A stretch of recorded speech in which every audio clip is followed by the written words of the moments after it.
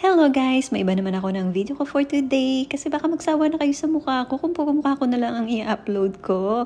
Eto nga't namili na ako ng grocery ko for today para meron kaming pang dinner at lunch tomorrow.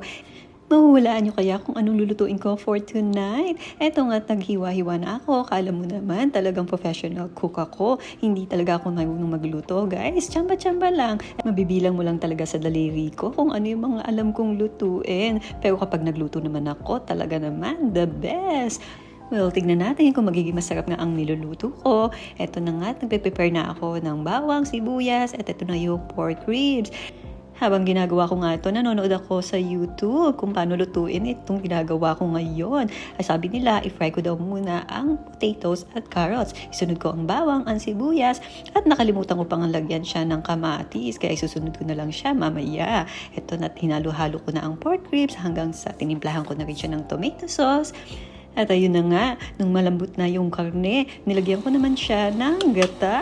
Ayan po ang coconut milk at hinalo-halo ko na siya. I'm sure alam niyo na kung ano itong luluto ko, no, diba? Ayan na nga, tinimplahan ko na rin siya. Munti ko pa nga makalimutan lagyan ng liver spread. Eto na nga guys, malapit na maluto ang aking specialty for tonight. Matikman na nga. Ayan guys, bahala na kayo kung anong tawag nyo dito, kung kaldereta or curry. Basta ang alam ko, masarap siya.